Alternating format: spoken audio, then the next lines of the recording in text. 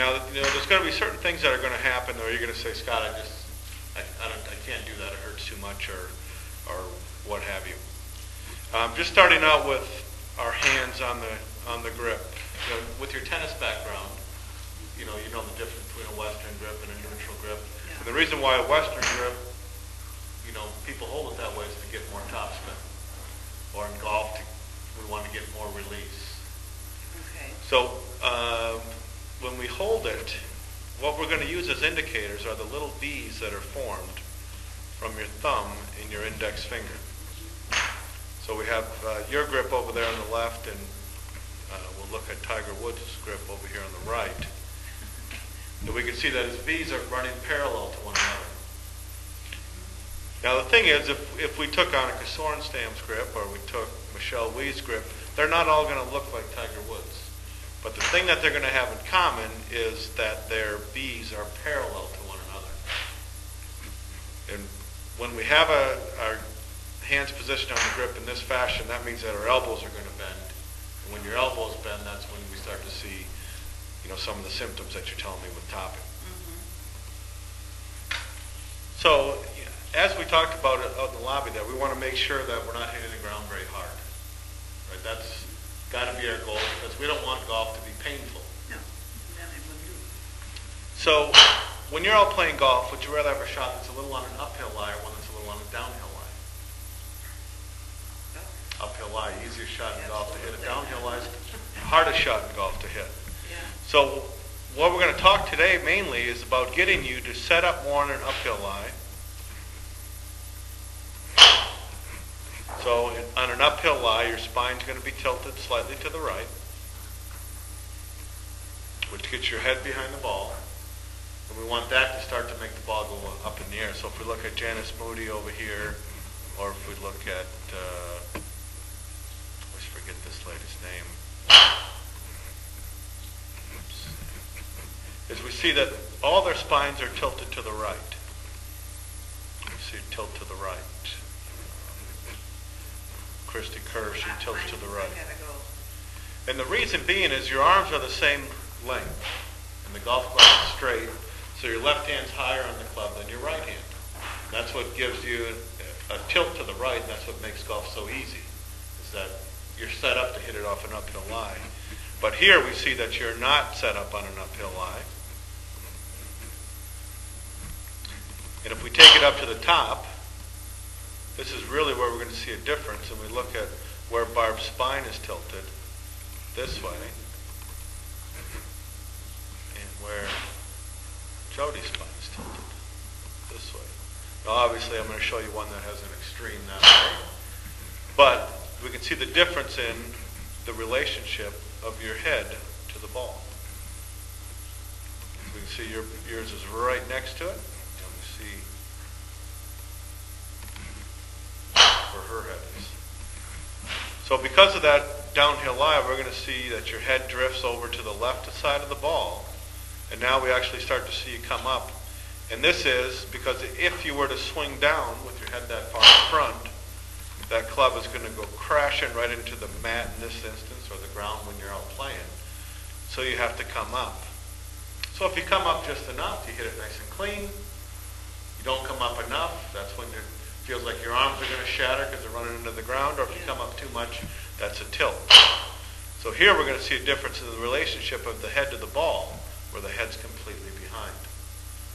And what we find is, just like we talked about earlier, making sure that your V's are parallel to one another is a fundamental of golf. Not where they're pointed to, but they have to be together. We also find that your relationship of your head to the ball is also fundamental. Your head has to be behind when you hit it. And if you go back to tennis, if your head's ever in front of it, it's not a very good shot. And that's, this is what we need to address as we go forward with these golf lessons. In tennis, you can hit a bad shot and win the point. Sure. Yeah. You hit it where the other person isn't. Yeah, absolutely. So what we want to see here is that we're going to tilt your spine about 15 degrees to the right. Change the handle, your hand position on the grip.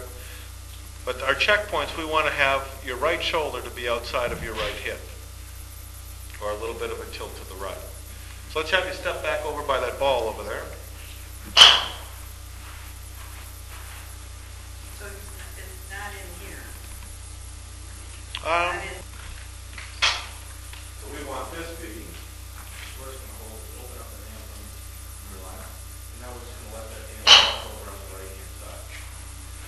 So this V right here is pointed somewhere between your right shoulder and your right ear. Okay.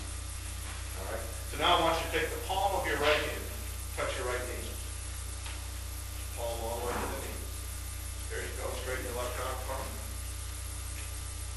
That's it. And now without moving your body, just connect that right hand to the club. Good. Just hold right there for me for a second.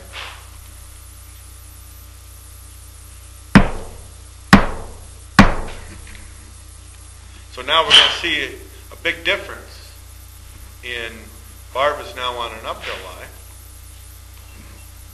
versus here more on a downhill lie. And all we did was, now we see a nice little left shoulder higher than the right, which is more of a sweeping motion, so that ball will just be brushed off the tee rather than hitting it real hard. That's it. So now as we go back to the top, we're going to see a big space between your head and the ball.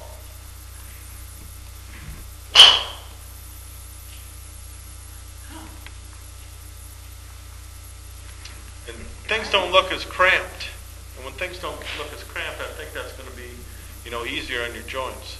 So now as we come back down to it, we're going to start to see your head's further back behind it than it is here. And the more you're behind it, the more the sweep motion you'll have. And this is the main reason why you don't like a wood, other than... Yeah. So now when we come into it, your head's back behind it. And here you can see your head's trying like Dickens to get back behind it. So golf in its simplest form is nothing more than a tilt,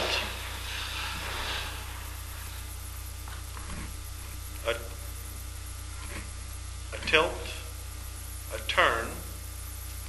I want to get all this tilt out. You can see we're slightly on a downhill lie. And then a return. Or if I put Janice back up there again, we're going to see that we start with a tilt. We turn.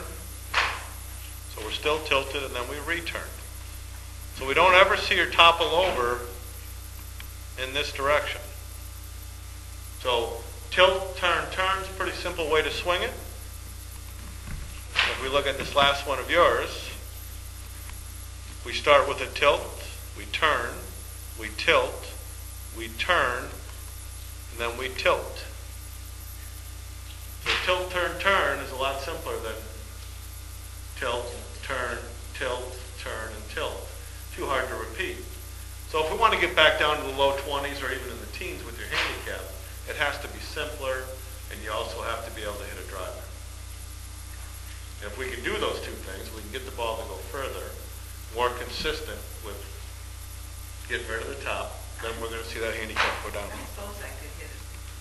Now you played golf with all the Cassins and Specs and Schroes and Arnold and all that stuff, right? Which girl are you going to bet on? The one on the left or the one on the right? Just looking at them here. This one looks more like what you see on TV, right? Yeah. Now as we go back, you see lots of lean to the left. And here we can see a little bit more weight transferred. How much bigger that backswing is. Nice and high the shaft is. Head's back behind. Now as we come back into it, we're completely behind it. Now we may top for a little different reason once in a while with that ball teed up versus how much you're forward. So if I draw a ball line there, this girl on the right is just sweeping it off the tee. And this one here is backing up so she doesn't hit the ground. So now when we compare the same swing, here you are at setup. There you are at impact. It looks almost identical. And that's really what we want, because that's more of a tilt, turn, turn type swing. Versus if we did that same thing with your first one. We said, here you are at setup, and here you are at impact. See how that your body's moving away and you're a little bit taller. I think, that isn't such a drastic. No, and I don't think it has to be, because if you can hit a tennis ball that someone's hit at you at X amount of miles per hour, you definitely can hit a golf ball that's just sitting there on the ground waiting for you to make it happen. But the thing is we want to start you with a sound setup and then let all the other stuff that you've done take over. As we get more into stuff, we'll talk about club face and stopping the ball from slicing or hooking. So if we can just walk through these, get ourselves to an uphill line, because it makes sense, your arms are the same length, that we should see that nice tilt with your shoulders. Unless your right arm is longer than your left, which is not everyone I've ever taught. No one has their arms like this when they're completely extended. They're always the same. Oh, everyone's a little bit. I mean, my legs are... So when we hold it with the right hand down lower, our right side has to be lower. So we look just like we see there. And that's what's going to make the club have more of a sweep. Versus if our shoulders were this way, then we would have more of a chop. That makes so much more sense to be getting it. Because when your head's behind, the ball goes up. And when your head's in front, the ball will go down. And you'll do all kinds of stuff because you understand club face, just like you understand racket control in tennis, to make your ball go up in the air. So you do some other things, you fall to the right, your head will come up. And let's just eliminate all the extra moves. And let's just keep what we need for the golf swing.